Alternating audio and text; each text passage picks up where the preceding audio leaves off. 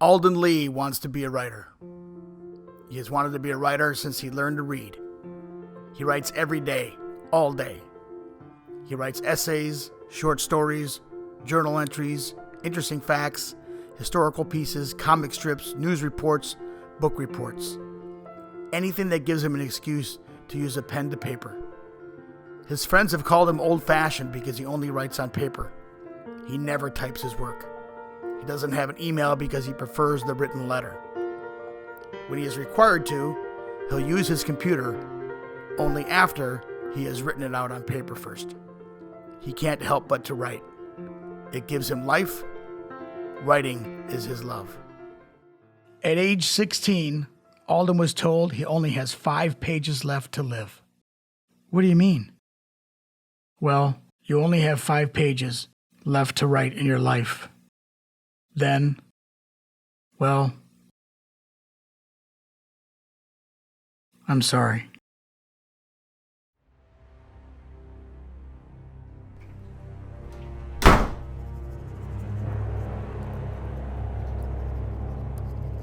He wrote out his anger, his frustrations.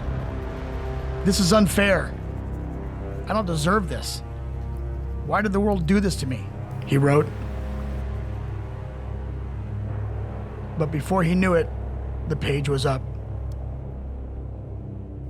He no longer had any space left on the page when he realized what he had done. He couldn't help it. He only has 4 pages left. He's wasted a page on his anger.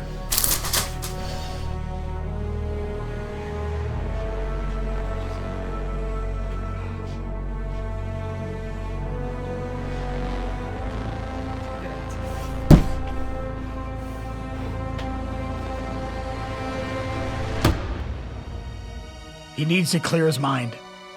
Think about something else. But how? How can he think about something else when writing was all he thought about in the first place?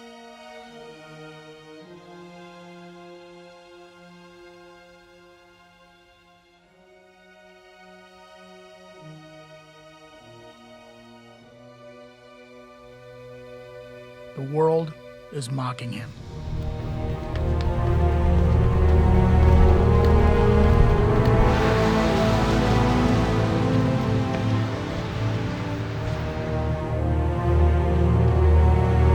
Alden was lost.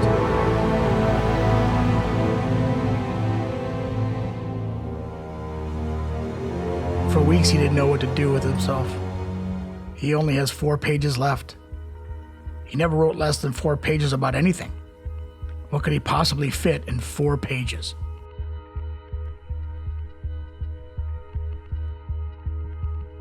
He couldn't taunt himself any longer. He got rid of it. All of it. He threw out every piece of paper in sight.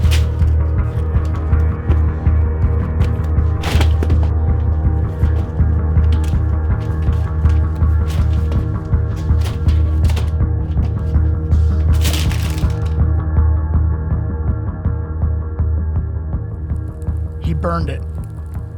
He wanted no temptation, no urge, no reminder of writing. He thought he could just forget it.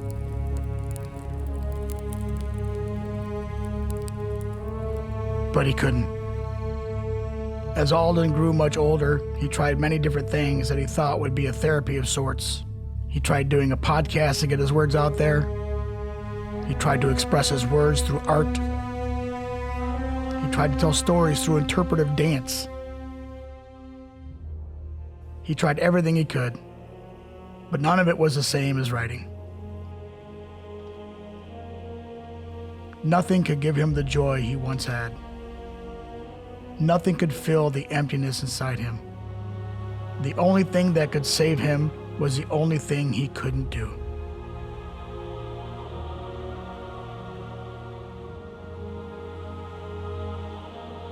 Alden was never one to show a lot of love, but he sure had a lot. He obviously loved writing more than anything and anyone in his life. He often came close to caving, came close to taking it all away.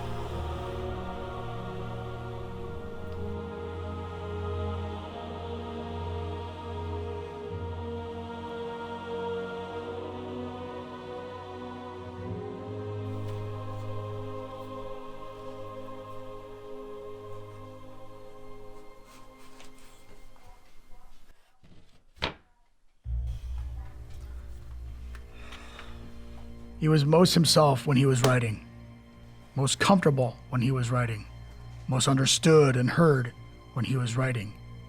He tried to express the way he felt to others, but it didn't work. At least not to him it didn't.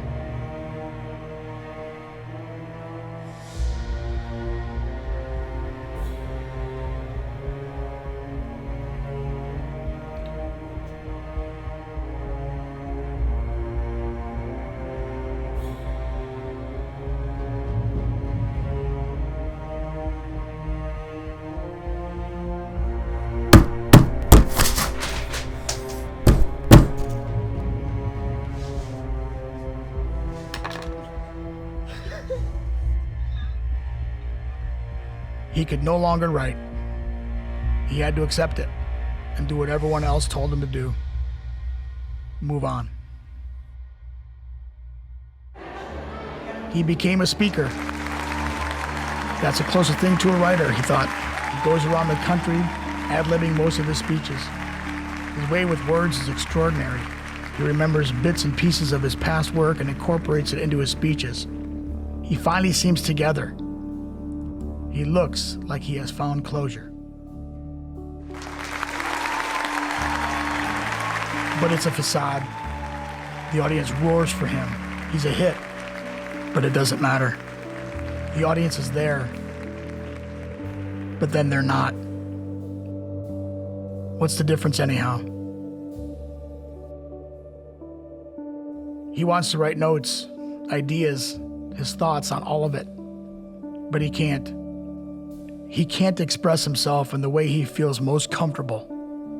Well, he can, but the world will kill him if he does.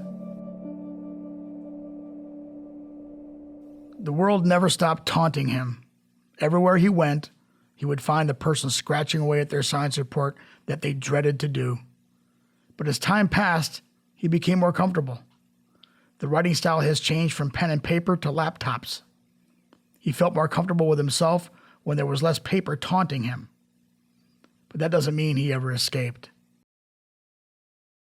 The only time he ever felt a glimpse of freedom was when he listened to music. And he listened to music as much as he could.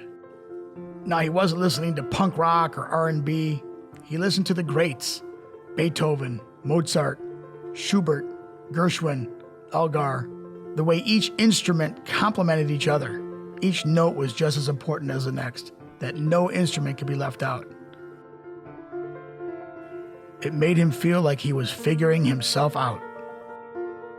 Alden never changed his smiley and joyous facade until he was much older. He would put on a happy face and make all the others smile, yet he said so few words. For a man who was a speaker for a living, he talked less than anyone you knew. But he still seemed happy. At least to everyone else. He never felt himself anymore, not even after his best shows. The last time he ever felt himself was when he was 16 years old. He continued to speak around the world. His way with words was so magical, so mysterious, yet so understanding. He could form together a sentence that made you feel 5 contradicting emotions, yet all of them made sense. And everyone who went to see him speak loved him. He began to meet his fans. He would talk to them, and they would share their thoughts on the show. He believed that their praise and approval would make him feel more whole, more complete than he does now. But it didn't. His fans would tell him, "Your speech changed my life. You've inspired me to talk to my family again. You saved me from ending it all." The fans loved him. He was surely hitting home with them, but it didn't matter. It seemed that he could speak life into anyone but himself. All the validation in the world still didn't mean anything to him. He didn't need the validation. He didn't need the approval or praise. He never felt that he would ever truly be heard.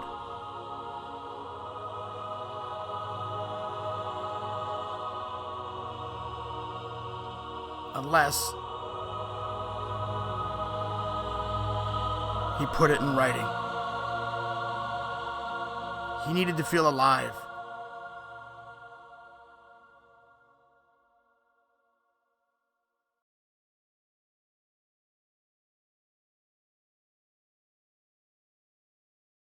And he never felt more alive than when he knew he was going to die.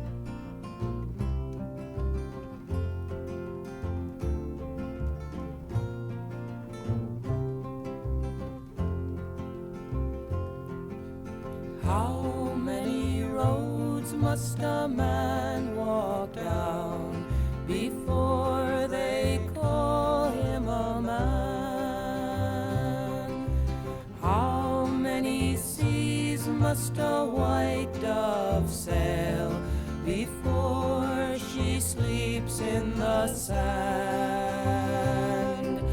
How many times must the cannonballs fly before they're forever banned?